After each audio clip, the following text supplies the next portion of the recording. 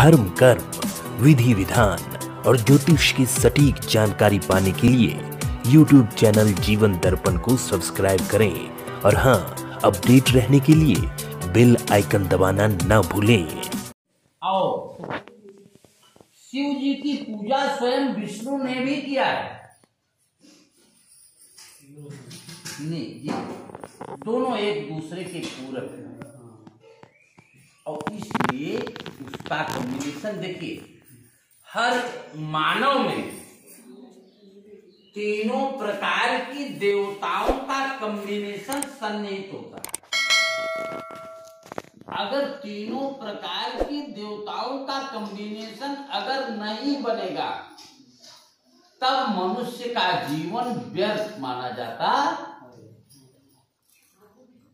तीनों प्रकार के देवताओं का कॉम्बिनेशन क्या मिलता है हमको, आपको? तीन प्रकार के देवता कौन कौन से हैं, खुशी बताएगी। नहीं पता? देवी गुड, समझ रहे ना? ब्रह्मा, विष्णु और ब्रह्मा से व्यक्ति को सात्विकता मिलती है और विष्णु से व्यक्ति को श्रेष्ठता मिलती है और शिव से व्यक्ति को क्रोध मिलता है। समझ बात आई? जैसे अगर आपके अंदर सात्विकता नहीं है, सात्विकता माने सौम्यता नहीं है, तो भी आप फेल हो जाएंगे। अगर केवल श्रेष्ठता हो और क्रोध हो तो लोग कहते कि पैसा वाला बा, लेकिन घमंडी अहंकारी बा। समझ रहे हैं? अब मान लीजिए क्रोध को अगर करते रहे, माने श्रेष्ठता को अगर माइनस कर रहे हैं कि आपके पास सात्विकता है और क्रोध है, तो भी आपका कॉम्बिनेशन अच्छा नहीं बनेगा। तब भी आपका कॉम्बिनेशन अच्छा नहीं बनेगा। कॉम्बिनेशन अच्छा इसलिए नहीं बनेगा कि देखिए व्यक्ति सब कुछ बा के पास, लेकिन आगे बढ़े कि दिमाग समझ रहे हैं? वो दिमाग की पूर्ति कौन करता है? विष्णु भगवान करते हैं।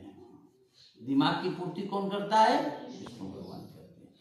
और जैसे आपके पास सात्विकता भी है, दिमाग भी है, लेकिन क्रोध नहीं है तो भी नहीं काम चलेगा।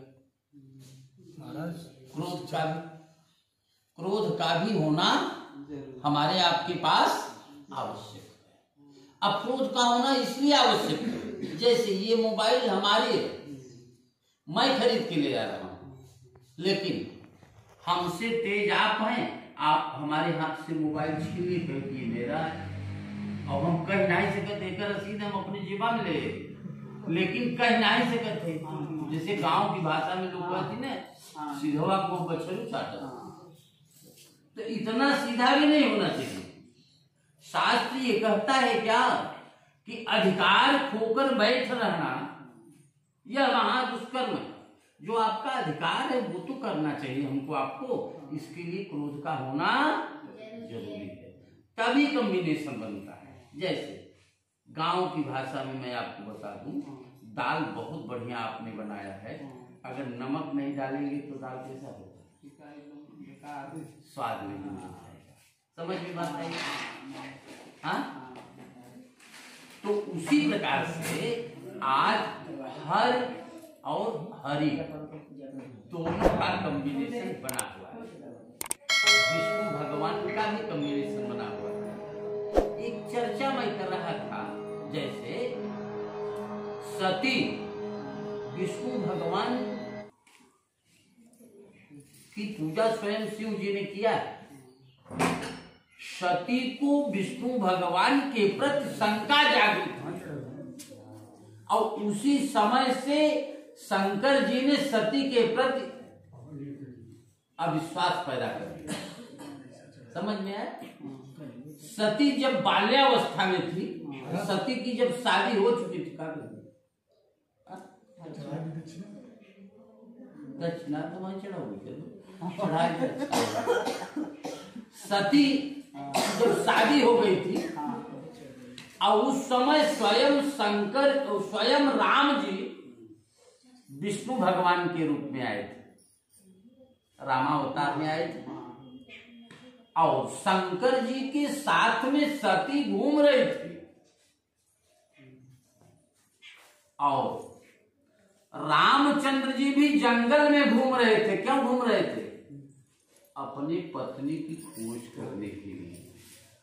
आप लोगों ने पढ़ा होगा, हे खग हे मृग मधुकर श्रेणी, तुम देखी सीता मृग। पक्षियों से भी पूछ रहे थे कि कहीं आपने सीता को देखा है? अरे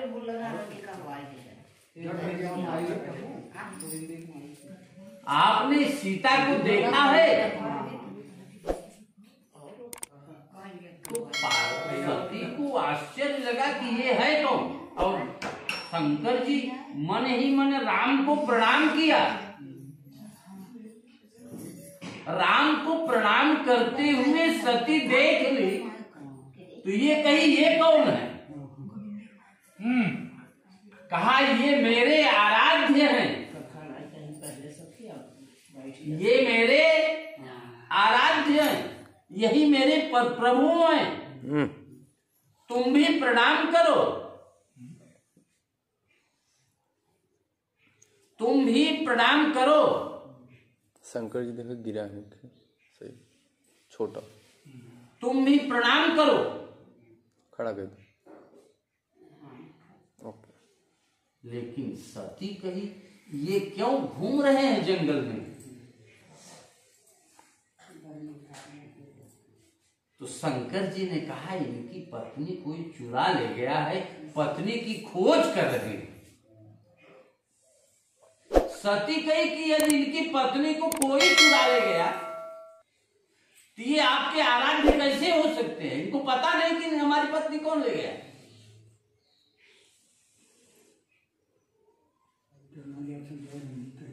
शंकर जी ने ये कहा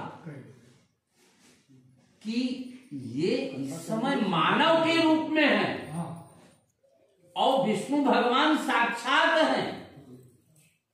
ये अपनी लीला करने के लिए आए हैं। अरे नहीं तो वहीं से सती को शिव के आराध्य के प्रति शंका जागृत हुई। जैसे ही शंका जागृत हुई उसी दरमियान शंकर जी ने मन ही मन विचार कर लिया क्या कि यही तन सती भेंट अब नहीं, अब इस जीवन में सती से भेंट नहीं होगा।